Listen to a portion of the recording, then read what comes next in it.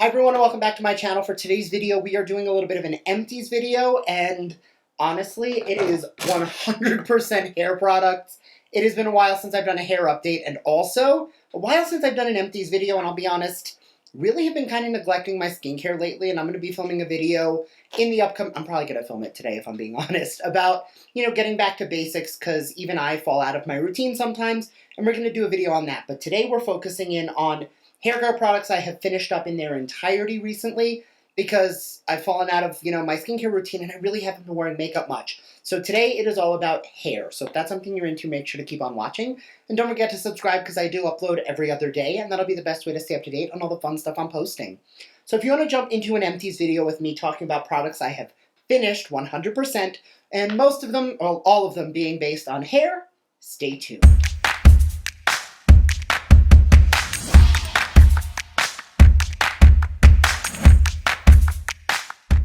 All right, so as we jump in, I do want to say that I am now 8 months or so living in Colorado, coming from Palm Beach. Palm Beach is obviously very humid, lots of moisture in the air, and my curls were loving it. Here in Chicago, I don't live in Chicago. Here in Colorado, my hair is much drier, my skin is much drier. I basically live in the mountains with 0% humidity, so my hair needs a ton of hydration. So I'm going to jump through the products I have finished up in their entirety.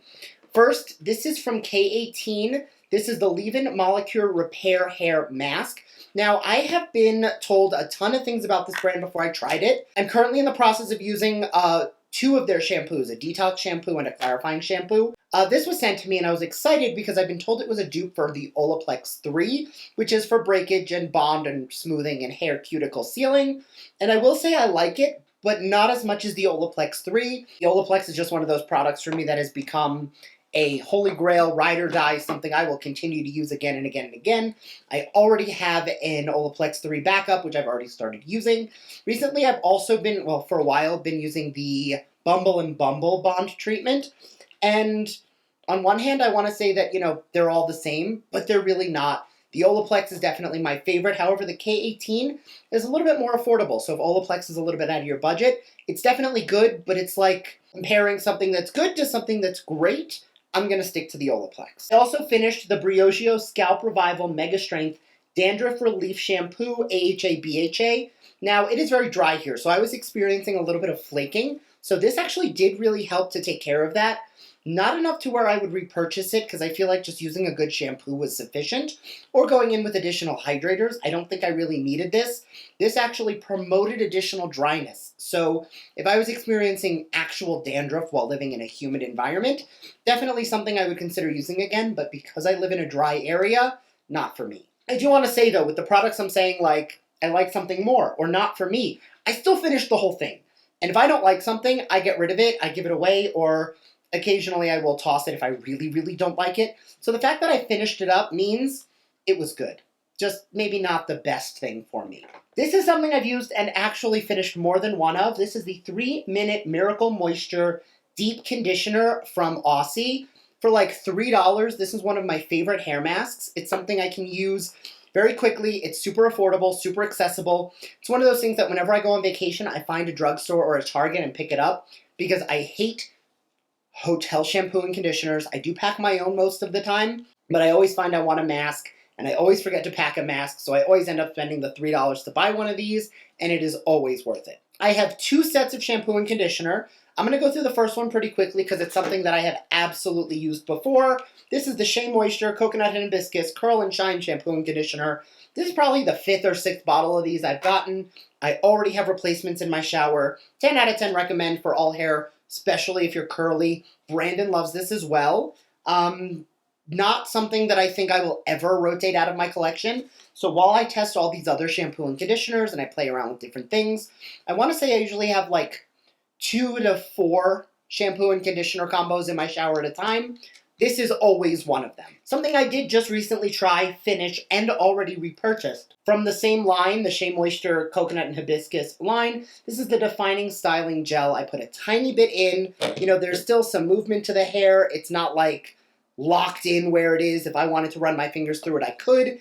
It doesn't have a ton of hold, but it definitely helps with frizz control, which for me, super important, 10 out of 10. I like it enough that I already have a replacement of it. I've used a ton of different gels, and I don't like when my hair gets crunchy. And I like to take a gel, I'll style, and the areas I want to like not move at all, I'll give a hit with a quick hairspray. But for the most part, I want my hair to still be able to move. And this does wonders. I recently also used the new and improved formula for the Living Proof Frizz Control Smooth and Frizz Refinement Shampoo and Conditioner.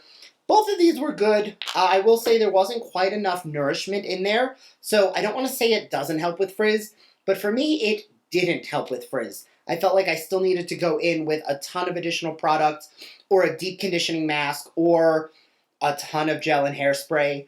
And I didn't dislike how it made my hair feel while I was in the shower, but I did notice that compared to the Shea Moisture, that's not a frizz control line, but it does control my frizz better.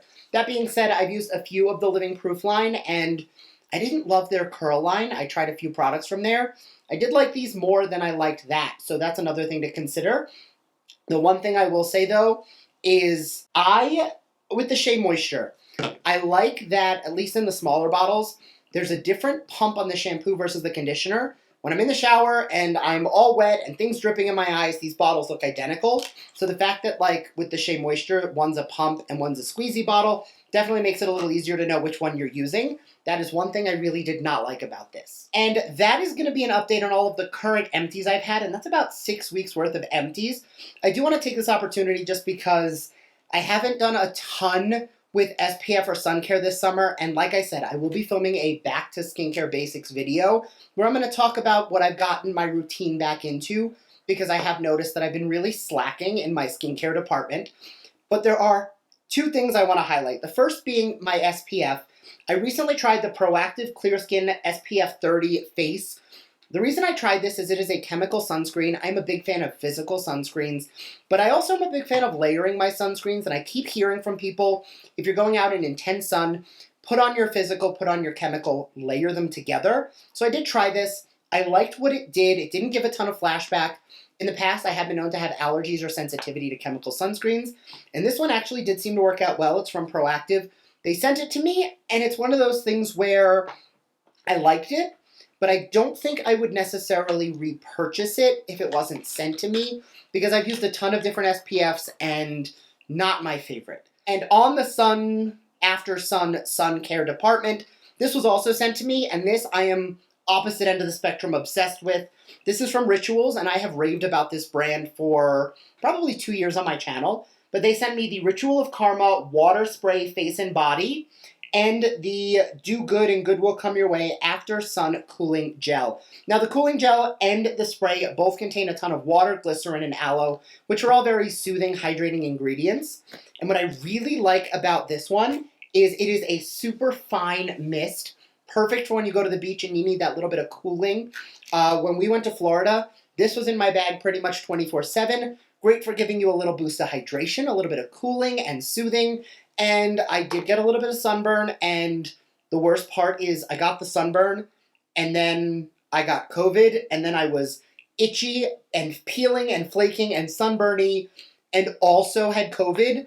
This helped to take the temperature down, and I was super feverish. So the fact that I was able to use this as well was really refreshing. Now, it has the same scent, and if you are sensitive to fragrance, you might not like these products because the Ritual of Karma is a pretty intense scent. It is white lotus and I believe green tea, which I love. Like, I've gone through 10 of this scent in their shower gel. So for me, the fact that it comes in a face and body after sun mist and cooling gel made me super happy. They sent it to me with a beach bag as well, which I'll be honest, I sent to my mom because she's obsessed with bags, and it would just sit in a pile in my room. Really appreciative that they sent it over, but most importantly, this mist is beautiful. You know how I am about my mists. Anyway, as always, I would love to hear your opinions on what type of hair products you finished up. What are the empties? What are the products you are obsessed with? Your recommendations on the things that you're finishing up are the items that I am most inclined to want to go and pick up and try on my own. So, sound off down below, and I will see you in my next video. Bye!